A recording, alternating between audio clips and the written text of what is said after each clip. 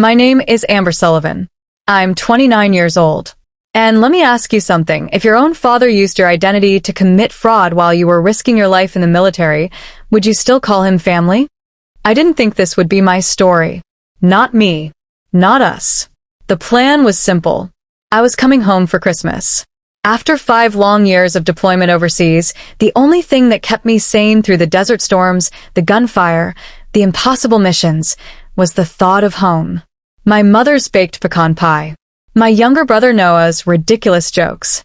The snow falling gently on the streets of our quiet New Hampshire town. The smell of cinnamon candles. The warmth of family. It was all I dreamed about. I stepped off the plane at Logan International Airport, my heart pounding with excitement. The cold Boston air bit into my cheeks as I wheeled my single olive green duffel bag behind me. I was finally home. That's when my phone buzzed. Dad, don't come to the house. You're not welcome here. I stared at the screen. My breath caught. My chest tightened. The world around me blurred. What? I read the message again. The words were cold, brutal, final. He didn't even say Amber. Not honey. Not we need to talk. Just don't come. My fingers trembled as I typed back. Me. Is this a joke? Dad. You brought this on yourself. I warned you. Warn me? About what? The phone slipped slightly from my hand. The Christmas music playing softly through the airport speakers suddenly sounded like mocking whispers. Families reunited around me, hugging, laughing. I was supposed to be one of them. I called him. Straight to voicemail. I called Mom. Voicemail. I called Noah. Nothing. It was like my entire family had vanished into silence. I stood there, gripping my duffel, as waves of panic crashed over me. I was exhausted from the 19-hour flight, emotionally drained from 5 years of deployment. And now I was being rejected by my own blood. My mind raced. What did I do? I had served honorably. I had risked my life for my country. I hadn't done anything wrong. Or so I thought. It wasn't until the following morning, after spending a sleepless night in a cheap airport motel, that the first crack of the truth appeared.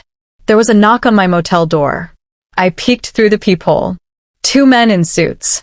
Federal agents. Amber Sullivan? The taller one asked, flashing his badge. Yes. We need to speak with you regarding an ongoing investigation. May we come in? My stomach dropped. My heart pounded. They stepped in and carefully closed the door behind them. The shorter agent placed a thick manila file on the small round table. Miss Sullivan, are you aware that multiple loans, credit cards, and government benefits have been filed under your name during your active service? I froze. My mouth went dry. No. Absolutely not. He nodded. Well, someone has been using your military credentials, your social security number, even your medical records, to apply for nearly $400,000 in fraudulent claims over the past 4 years. My head spun. Who? Who would do that? Both men exchanged a glance. Then the taller one leaned in. We have reason to believe it's someone very close to you. My heart slammed in my chest. My father? Silence. Tears blurred my vision. My father. The man who hugged me tightly the day I shipped out, who wore his proud Army dad sweatshirt to every family function. He was the one who did this? You're saying my own father stole my identity while I was deployed overseas? We're still gathering evidence, the agent said gently. But yes, the trail leads to him. Several accounts were opened from your home address. His fingerprints are on multiple signed documents. I collapsed onto the edge of the bed, hands shaking. The weight of betrayal pressed down on my chest like an anvil. Why? Why would he do this to me? Amber, the agent continued softly, this isn't just identity theft. It's federal fraud. And because military benefits were involved, this could carry serious prison time. My mind couldn't process it. My father, a criminal? Betraying me while I was out there, dodging bullets for this country? The memories flooded my mind. Every time he told me he was proud of me, every care package he mailed me with little handwritten notes, every video call where he said he couldn't wait for me to come home. All lies? The tears spilled freely now. I felt my soul breaking. I had sacrificed everything for my country. And my own father had been stealing from me behind my back. The agents left me with their card and instructions not to contact my family for the time being. As soon as they left, my phone buzzed again. Dad, I told you not to come. You don't understand what you've done. What I've done. What he's done. I gripped the phone so tight my knuckles turned white. My whole body shook with fury. He was going to ruin me to save himself. And then it hit me like a punch to the gut. He planned this text before I even landed. He knew the feds were closing in. This wasn't just betrayal. This was premeditated destruction. But as the rage boiled, something shifted inside me. A cold, steady resolve I hadn't felt since my first deployment mission. I wasn't going to let him win. I wasn't going to hide. I would stand in my truth, even if my whole family turned against me. If my father wanted war, then I would give him justice. The motel room walls felt like they were closing in. I sat there for hours, staring at the faded wallpaper, the buzzing neon light flickering above me, my mind playing a cruel game of rewind. Had there been signs? Dad always talked about money, always stressed about bills, about the failing plumbing business, about how the government screws the little guy. But I never imagined he would turn me into a solution. I scrolled through my phone, through old messages he sent while I was deployed. Be safe, kiddo. Can't wait till you're home. Got you covered here. Handle business over there. We're proud. Proud. The words stabbed like a knife now. The next morning my phone rang. It was an unknown number. I almost let it go to voicemail. But something in me said pick up. Amber? It was Noah, my little brother. Noah? Oh my God, are you okay? His voice shook. I only just found out what's going on. The agents came to the house yesterday. Dad's been freaking out. Mom's barely speaking. Amber, I'm so sorry. Tears welled up again. But I held my voice steady. You didn't know? No. I swear. He kept everything hidden. Mom, too. She said it was just some paperwork stuff to help cover the mortgage while you were gone. $400,000 is not paperwork, I hissed. I know. But you know how Dad is. Once he starts talking, he makes it all sound like it makes sense. My chest tightened. That was always Dad's power, making the impossible sound reasonable. Amber, he said you'd understand. That you'd forgive him, because family comes first. The audacity. The manipulation. I could almost hear Dad's voice in my head, that same patronizing tone he always used when I challenge him. You don't know how hard it is here, kiddo. I'm just trying to keep us afloat. But what he did wasn't survival. It was betrayal. Noah, listen to me, I said carefully. They're building a federal case. And you need to be honest with the investigators. If you cover for him, they'll pull you down too. I'm scared, Amber. I know, I whispered. Me too. He hesitated. Are you going to press charges? The question hit like a hammer. I hadn't even processed that yet. Press charges against my own father? He deserved it. But he was still my dad. The man who taught me how to ride a bike. The man who cheered at my high school graduation. The man who cried when I left for basic training. And now, the man who used my sacrifice as currency. Before I could answer, a knock rattled my motel door again. Another agent. This time a woman. Miss Sullivan, I'm Special Agent Collins. I've been assigned to your case. I let her in. We've gathered more evidence overnight, she began. It's worse than we thought. My stomach dropped. How much worse? She slid a stack of papers across the small table. There's not just one or two accounts. There are 17 fraudulent credit lines opened under your military credentials. Several PPP loans during the pandemic. Disability claims.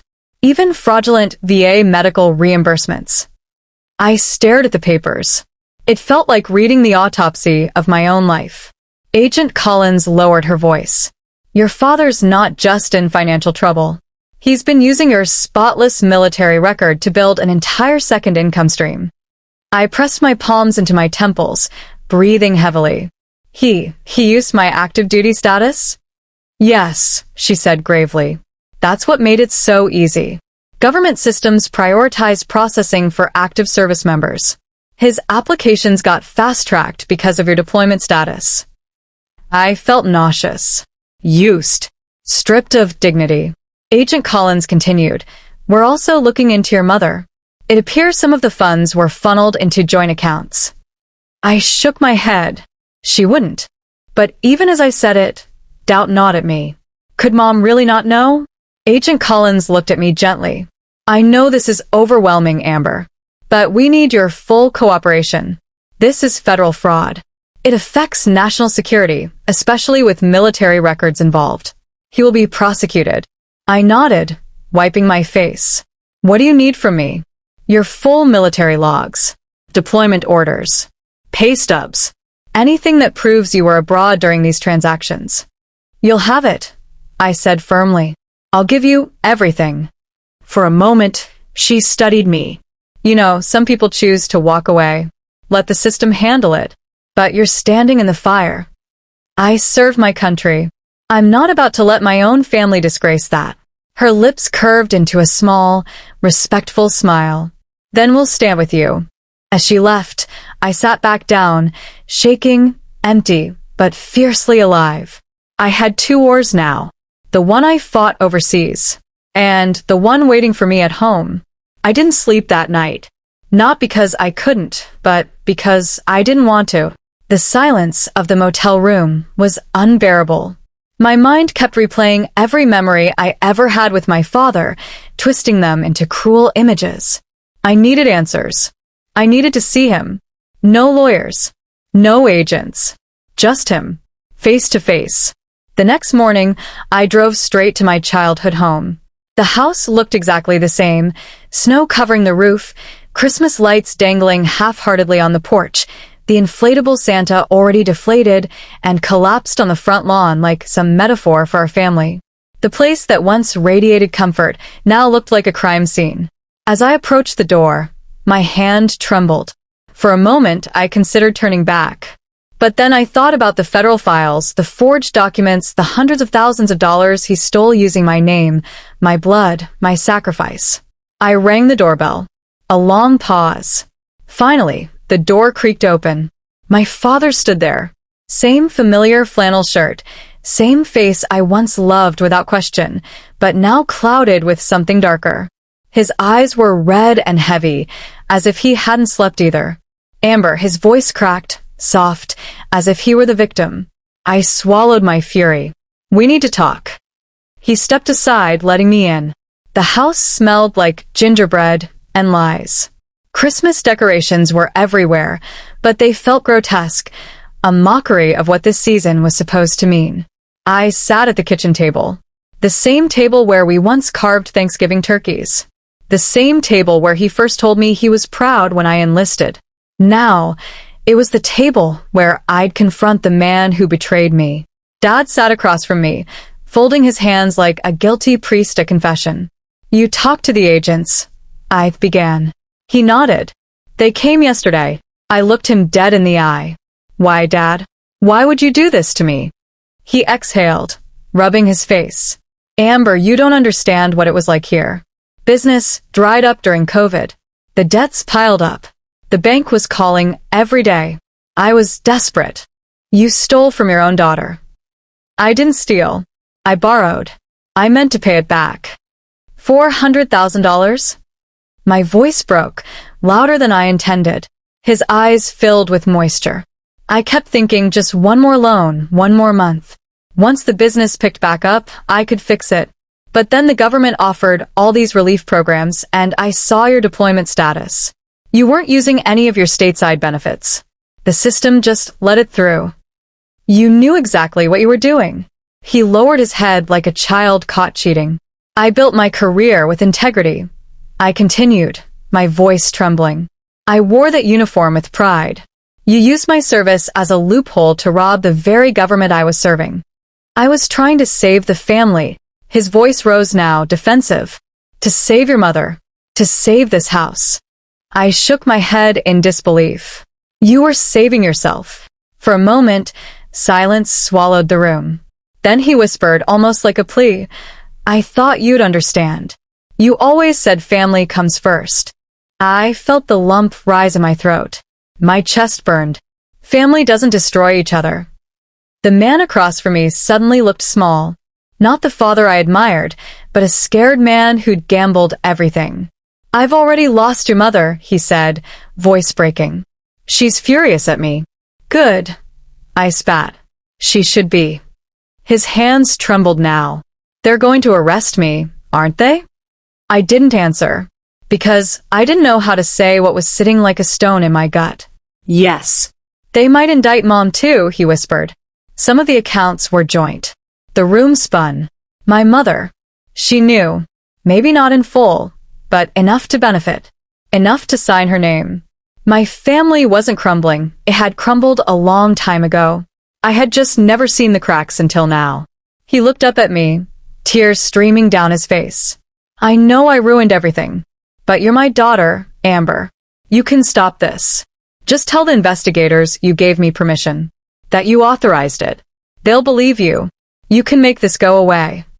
I stared at him, my entire soul recoiling. You want me to lie? I whispered. You said it yourself. Family comes first. No, I said firmly, standing up.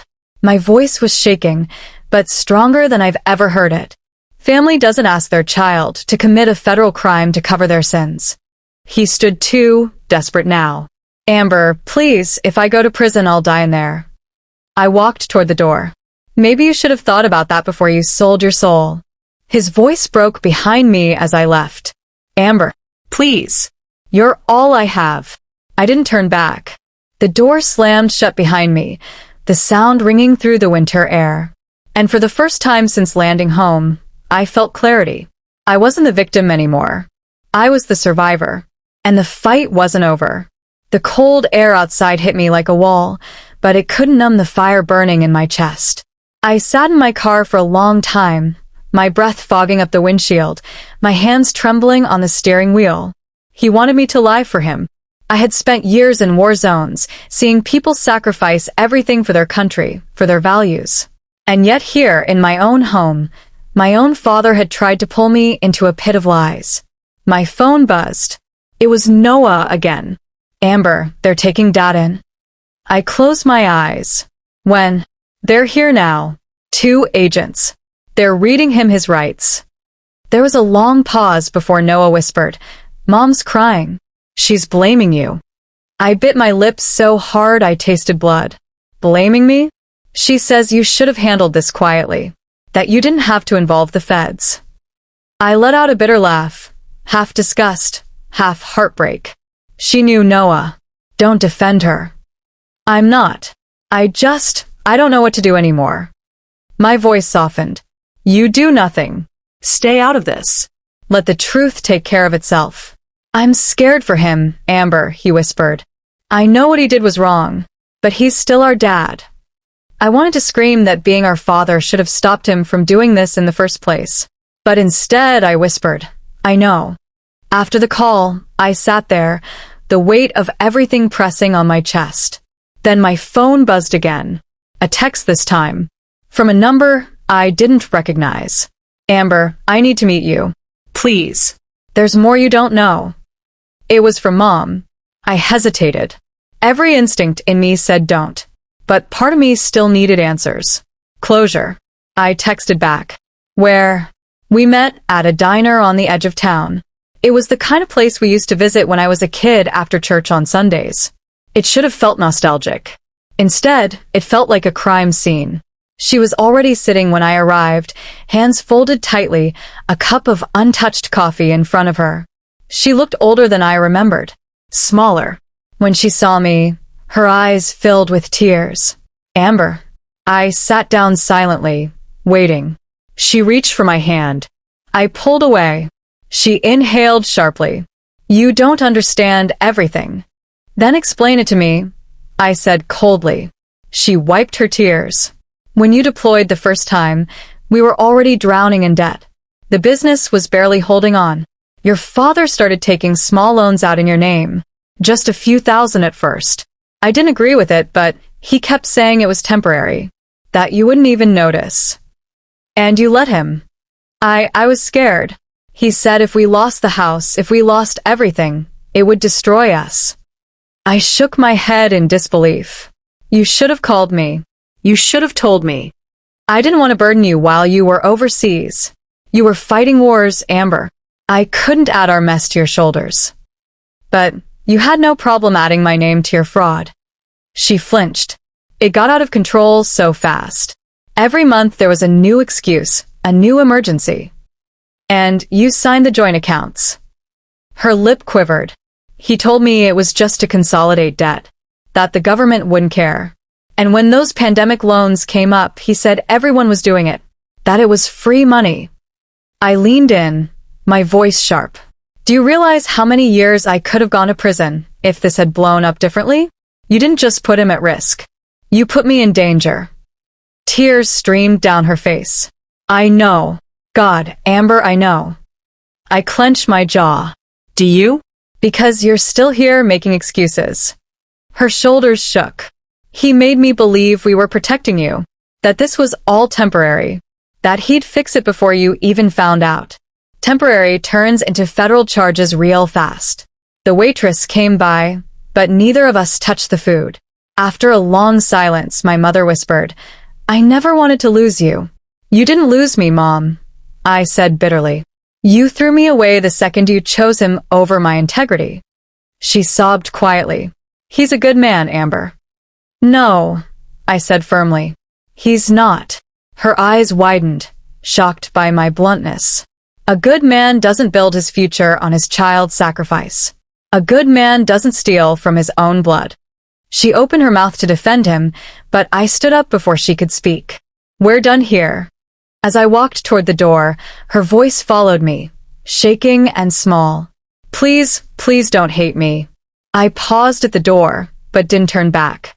I don't hate you, I said softly. I just don't trust you. Then I walked out into the cold. That night, sitting in my motel room once more, I finally let myself cry. I let it all out.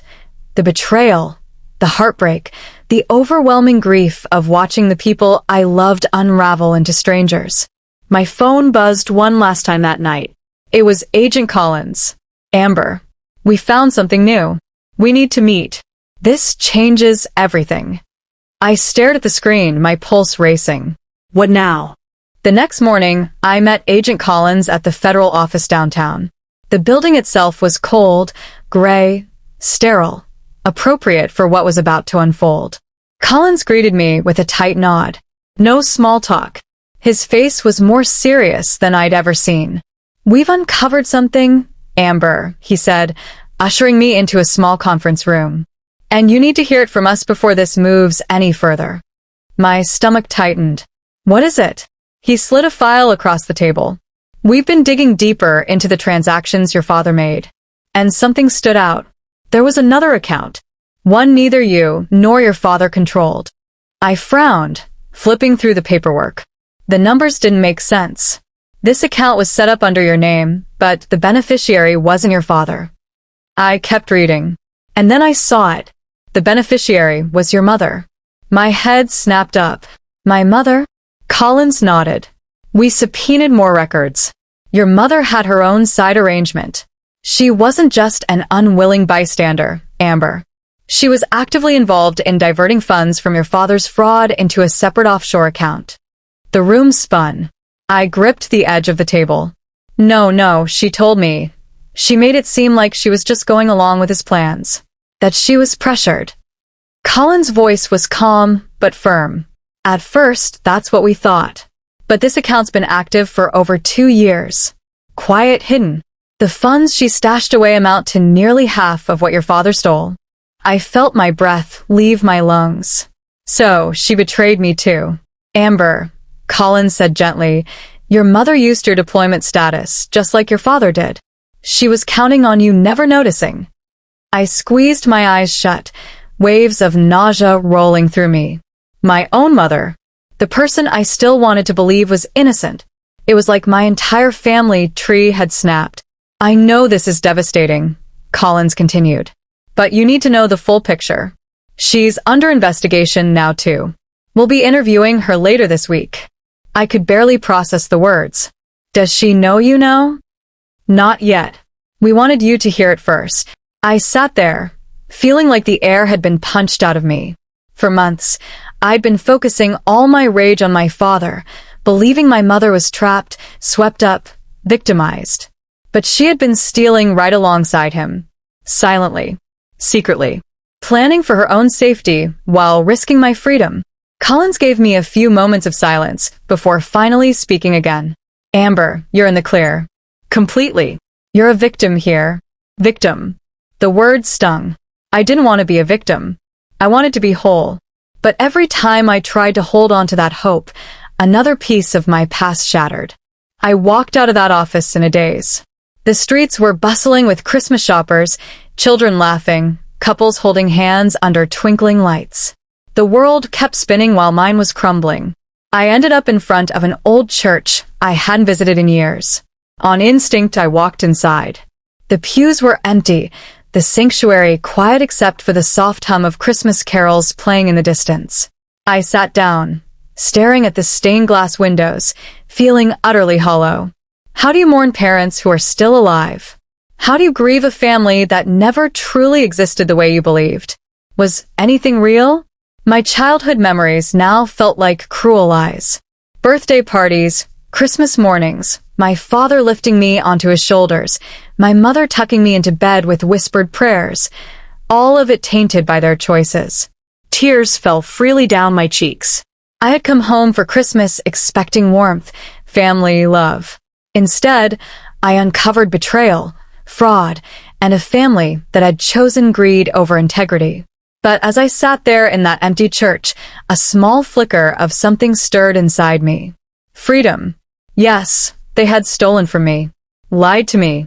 But now, at least, I saw the truth. I didn't have to carry their secrets anymore. I didn't have to protect their image or carry their shame like a weight on my back. I had survived deployments, combat zones, and life-threatening missions. I could survive this too. As the choir's recording played Silent Night softly in the background, I whispered aloud to the empty pews. I release you, both of you.